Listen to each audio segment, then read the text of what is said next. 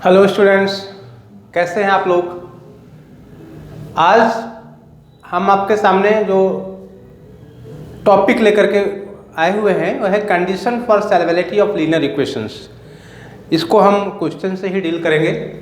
एक क्वेश्चन आपके सामने लिखा हुआ है, क्योंकि टाइम बहुत कम होता है तो ज़्यादा से ज़्यादा क्वेश्चंस करेंगे जिससे कि आपका कॉन्सेप्ट बनता रहे।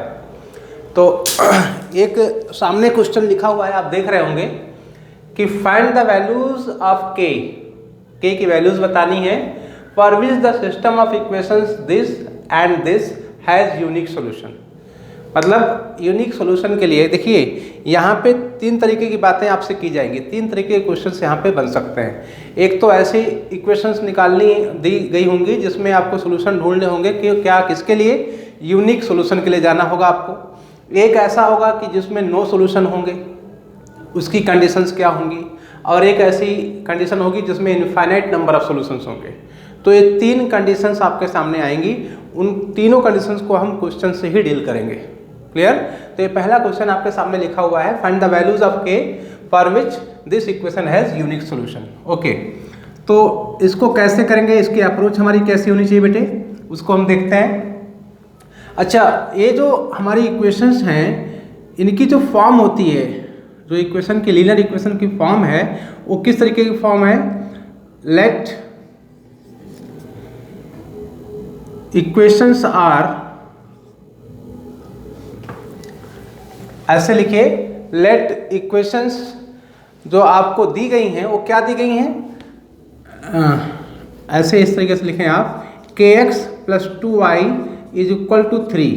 इसको आप क्या कर लीजिए, के x plus 2y minus 3 is equal to 0 कर लीजिए। क्लियर। इसी तरीके से ए वाली इक्वेशन क्या हो जाएगी, 3x plus 6y minus 10 is equal to 0 कर लीजिए। ठीक है ना, ये वाली इक्वेशन हो गई आपके पास, और ये वाली इक्वेशन आपने इस तरीके से लिख ली। अब ये है किस फॉर्म में, ये है बेटा इस फॉर्म में, a1x plus b1y plus c1 is equal to 0। इधर ये वाली इक्वेशन किस फॉर्म में, उसी तरीके से a2x plus b2y plus c2 is equal to 0। आपको करना क्या है, ऐसा क्यों लिखा हमने, क्योंकि इन दोनों को हमें कंपेयर करना है। अब आप देख लीजिए, कंपेयरिंग इक्वेशंस क्या हो गया, यहां पे देखिए a1 कितना हो गया बेटे, a1 is equal to k, v1 कितना हो गया, v1 is equal to 2, c1 कितना हो गया, c1 is equal to -3। With sign करना है, इतना बात ध्यान रखनी है आपको कि जो कंपेरिजन करेंगे आप विद साइन करेंगे। क्लियर। यहां पे भी क्या हो गया, hair a2 is equal to 3, b2 क्या हो गया बच्चा 6, और c2 क्या हो गया -10। ऐसे आपको कंपेयर कर लेना है, जो इजीली आप कर पाएंगे। केवल आपको जो आपके दिमाग में चीज़ें होनी चाहिए, क्योंकि आपको पहले बता चुके हैं हम कि लीनियर इक्वेशंस जो होती हैं टू वेरिएबल्स में किस फॉर्म में होती हैं, ax plus by plus c के फॉर्म में होती हैं। तो हम चूंकि यहाँ पे दो इक्वेशंस हैं तो हमने इसको a1x plus b1y plus c1 ले लिया, इसको क्या ले लिया a2x plus b2y plus c2, और इसको कंपेयर कर दिया जो भी इक्वेशंस हमें क्वेश्चंस में दी गई है। कंपेयर करके आपने a1 b1 c1 a2 b2 c2 इनकी वैल्यूज फाइंड आउट कर ली। यहाँ तक तो कोई प्रॉब्लम नहीं होनी चाहिए आपको। क्लियर। तो अब आपको क्या करना है, अगर आप कहते हैं कि सर हमें पूछा क्या गया है, हमें पूछा गया है फॉर यूनिक सॉल्यूशन, तो ये इंपॉर्टेंट बात है, जो कंडीशन जो आपको लिखने जा रहे हैं इसे आपको याद रखनी होगी। फॉर यूनिक सॉल्यूशन, अगर यूनिक सॉल्यूशन के लिए आप जा रहे हैं तो एक कंडीशन सेटिस्फाई होनी चाहिए। कौन सी, a1 by a2 is not equal to b1 by b2। a1 by a2 is not equal to b1 by b2। अगर एक कंडीशन सेटिस्फाई होती है, एक कंडीशन हो रही है, तभी आप यूनिक सॉल्यूशन पा सकते हैं। तो इसका मतलब हमें ये जो कंडीशन हमने बताई है, आपके सामने लिखी हुई है, इसी कंडीशन में क्या रख देना है, इनकी वैल्यूज इसके ऊपर पुट कर देनी है। तो a1 क्या हो गया बेटा, a1 हो गया k, a2 क्या बेटे, a2 इज इक्वल टू 3। इसी तरीके से b1 क्या है, b1 is equal to 2, b2 क्या है, b2 इज इक्वल टू 6। ठीक है ना। अब यहाँ पे देखिए क्या हो गया, 2 3 जा 6, ठीक है। तो this implies that k is not equal to 3/3, that is k is not equal to 1। ये कंडीशन निकल के आ गई क्या कि k 1 नहीं होना चाहिए, मतलब अदर देन सभी जितनी भी वैल्यूज हैं 1 से अलग जितनी भी वैल्यूज हैं उन वैल्यूज के लिए ये जो इक्वेशंस हैं वो क्या देंगी, यूनिक सॉल्यूशन देंगी, ठीक है ना। तो this equation will give you unique solution for all real values of k other than 1। ऐसे लिखेंगे आप, this equation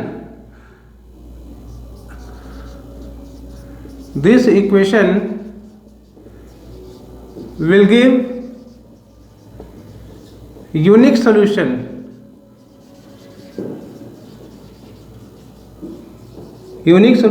for all the real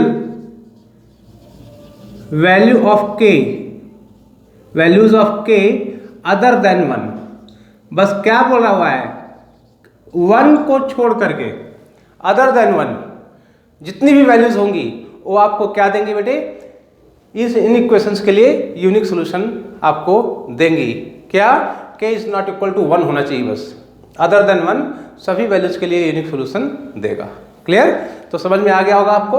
आपके पास इक्वेशन दी गई थी, आपको इसे कंपेयर कर देना है a1x + b1y + c1 से, इसको a2x + b2y + c2 से।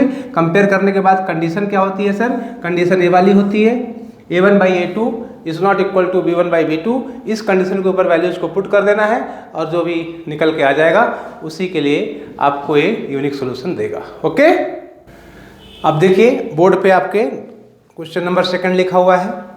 अब ये दूसरे टाइप का क्वेश्चन हो गया जहाँ पे आपसे क्या पूछा गया है कि 2 इक्वेशन आपको दी गई हैं और आपसे क्या कहा जा रहा है, k की वैल्यू बताइए जिसके लिए जो गिवन सिस्टम ऑफ इक्वेशन है, linear equation, infinite number of solution आपको दे।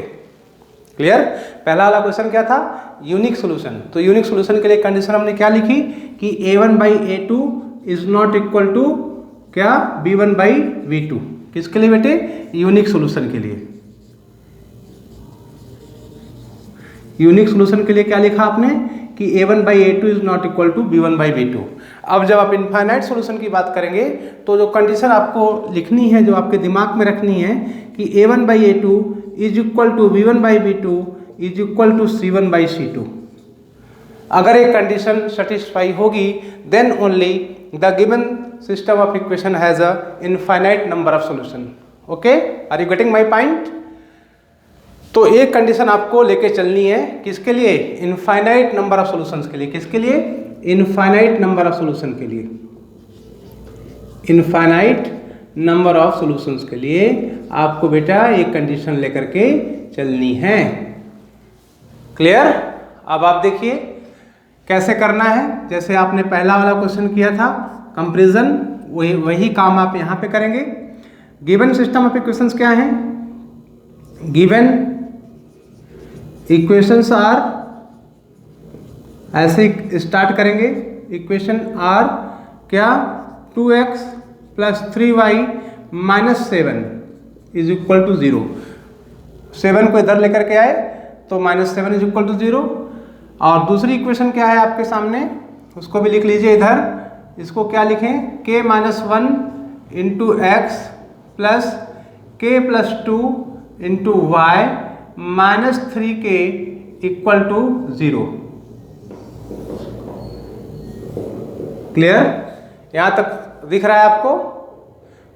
अब देखिए करना क्या है आपको कंपैरिजन करना है किससे, a1x + b1y + c1 is equal to 0। Clear, इसी तरीके से यहाँ पे a2x + b2y + c2 equal to 0। In equation से जो लीनियर इक्वेशंस की स्टैंडर्ड फॉर्म होती है ax + by + c, 2 variables equation की, तो उस 2 वेरिएबल इक्वेशन के साथ आपको इन्हें कंपेयर कर देना है। अब आप देखिए ऑन कंपेयरिंग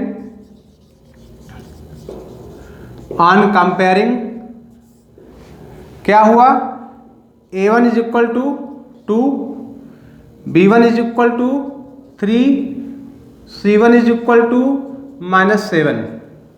यहाँ तक ठीक है? Okay. A2 is equal to, इधर क्या हुआ, K-1, B2 is equal to K+2, C2 is equal to -3K।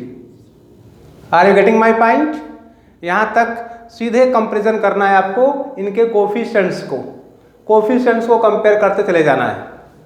Clear? आज जब आपने कोफिशिएंट को कंपेयर कर दिया तो उसके बाद कंडीशन की तरफ देखना है। For infinite number of solution, for infinite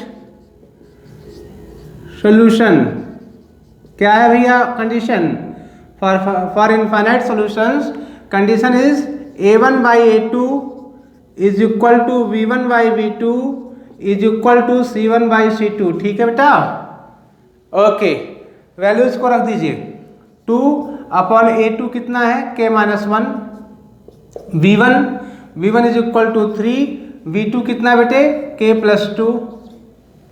clear? इसी तरीके से C1 कितना है, C1 है आपके पास -7 और C2 कितना है, -3K। आगे बात समझ में? तो ये कंडीशंस के ऊपर जो आपने उसके ऊपर इनकी वैल्यूज को रखा तो ये आपके सामने कंडीशन निकल के आ गई। अब आपको क्या करना है, किन्हीं दो इक्वेशंस को लीजिए, उनको इक्वल कर दीजिए। मतलब दो जो आपके पास ये इक्वलिटी है पूरे में। अब मान लीजिए मैं इसको लेता हूँ पहले और दूसरे को, तो क्या लेता हूँ, 2 upon K-1 is equal to क्या हो गया, 3 अपॉन K+2। ओके, अब आप इसको क्या करें, क्रॉस मल्टीप्लाई कर दें तो क्या हो जाएगा, इधर से इधर क्रॉस मल्टीप्लाई, इधर से इधर क्रॉस मल्टीप्लाई, तो क्या हो गया बेटा, 2K+4 is equal to 3K-3। अब आप देखिए क्या हो गया, इधर से 2K उधर ले जाइए तो 3K-2K इज इक्वल टू 3 को इधर लेके आ जाइए 4 के साइड में, तो 4+3। देखिए K की वैल्यू आ गई ना, K is equal to 3K-2K is equal to K is equal to 7। दिख रहा है आपको, K is equal to 7। Okay, तो हमें क्या बोला था कि भैया K की वैल्यू बताओ, हमने K की वैल्यू बता दी, K is equal to 7।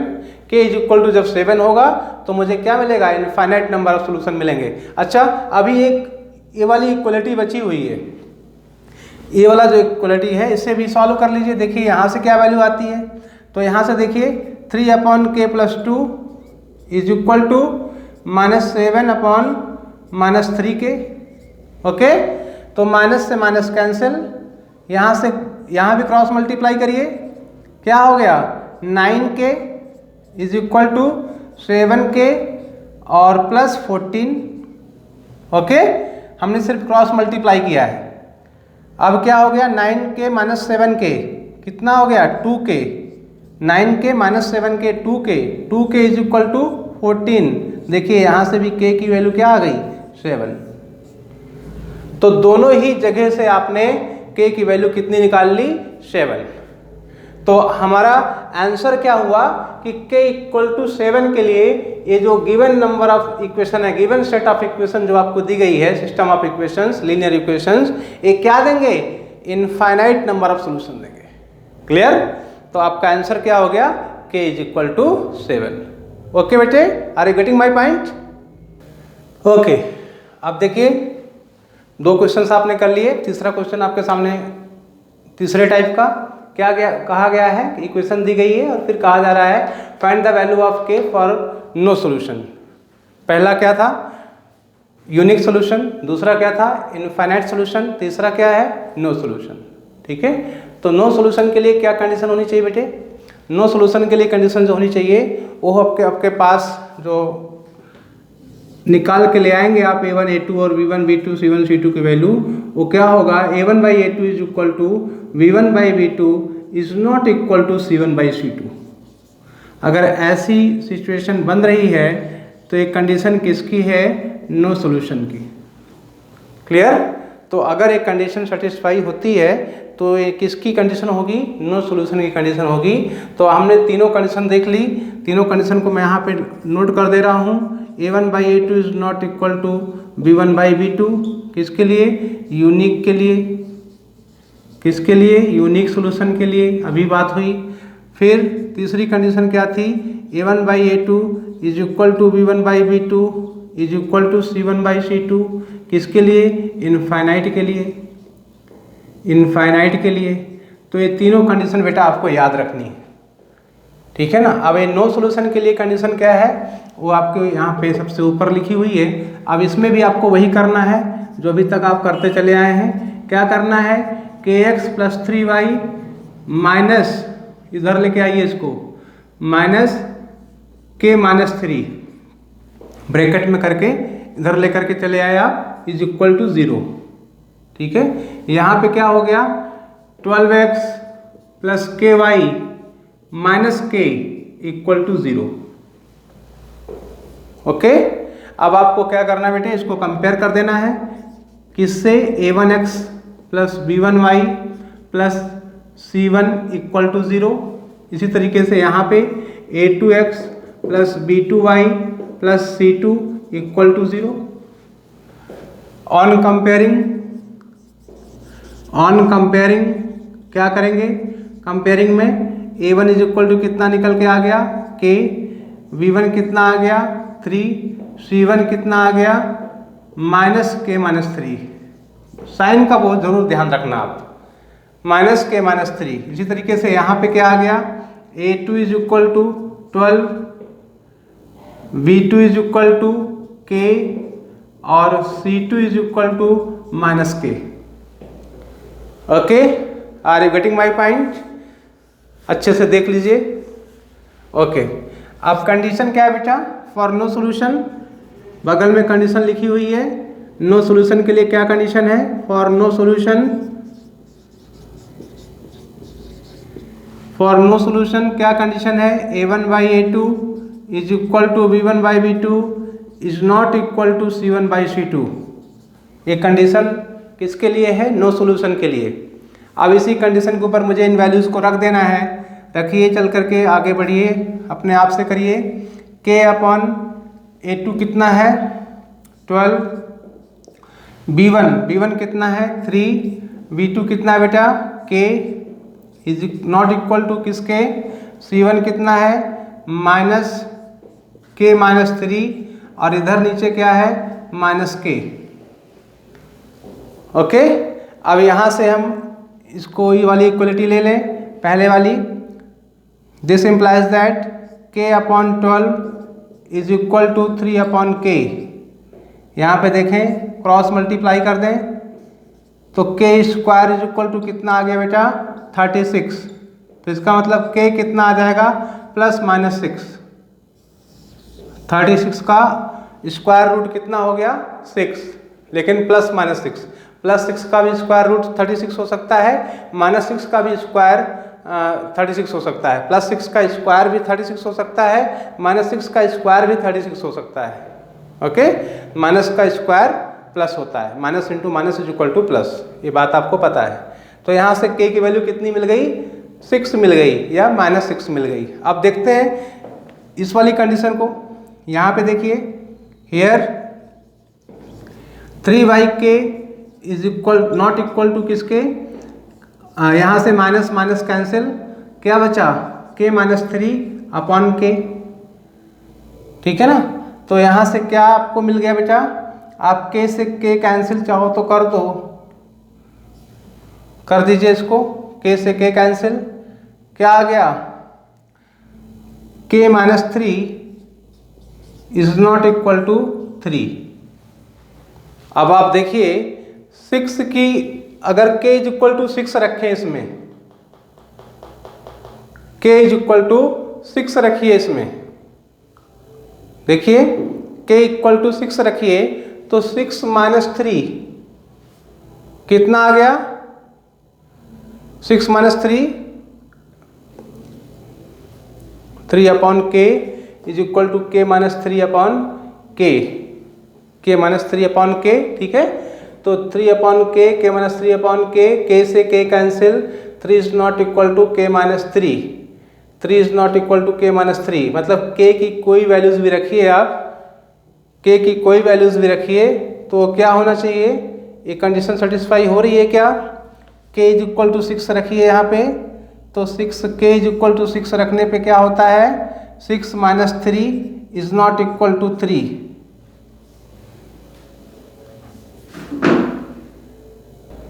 Okay तो यहाँ से क्या हुआ बेटे, k minus 3 is not equal to 3, ठीक है ना। तो अब देखिए अगर के इज इक्वल टू 6 लेते हैं आप, तब तो एक कंडीशन सेटिस्फाई कैसे हो रही है, के की जगह यहाँ 6 रखिए, देखिए तो 6 minus 3 is not equal to 3, ठीक है ना। तो ये तो यहाँ पे ये बात जस्टिफाई नहीं हो पा रही है, ये ट्रू नहीं है, क्योंकि 6 माइनस 3 क्या होगा, 3 होगा, और 3 इक्वल टू 3 होगा, तो नॉट इक्वल टू 3 तो नहीं है, दिस इज नॉट सेटिस्फाइड।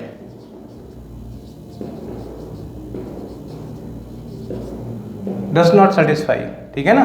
तो इसका मतलब अगर k is equal to minus 6 रखो, तब देखिए क्या होता है, तो k is equal to minus 6 रखिए इसमें, तो देखिए माइनस 6 माइनस 3 ये ठीक है, this is not equal to 0, क्योंकि माइनस 6 माइनस 3 कितना हो गया, माइनस 6 माइनस 3 कितना हो गया, 9 माइनस 9, अब minus 9 is not equal to 3 है ना, तो minus 9 is not equal to 3, ठीक है ना। तो यहाँ पे माइनस 9 आ रहा है, यहाँ पे 3 आ रहा है, इसका मतलब लेफ्ट साइड और राइट साइड दोनों अलग अलग हैं, राइट साइड में 3 होना चाहिए था, लेकिन लेफ्ट साइड में कितना है, माइनस 9 है। तो इसका मतलब k की किस वैल्यू के लिए सेटिस्फैक्शन हो रहा है, k is equal to minus 6, अगर k माइनस 6 के बराबर है तभी ये जो कंडीशन है ये सेटिस्फाई हो रही है। इसका मतलब किस वैल्यू ऑफ k के लिए ये इक्वेशन आपको नो सॉल्यूशन देगी, k इक्वल टू माइनस 6 के लिए, k इक्वल टू प्लस 6 के लिए ये सेटिस्फाई नहीं हो पा रहा है, क्लियर। तो आपका आंसर क्या होना चाहिए, k is equal to minus 6, clear. तो आप देखें कि तीनों ही क्वेश्चंस के अंदर आपको अलग अलग 3 टाइप के चीज़ें दिखाई गई, और उसमें कंडीशंस आपको याद होनी चाहिए, और ये बातें आप ज़रूर बहुत अच्छे से दिमाग में रखना। अगर यहाँ पे आपने 6 लिख दिया होता तब ये आपका आंसर गलत हो जाएगा, ठीक है ना। इस वजह से आपको लिखना क्या है, -6, ओके बेटा।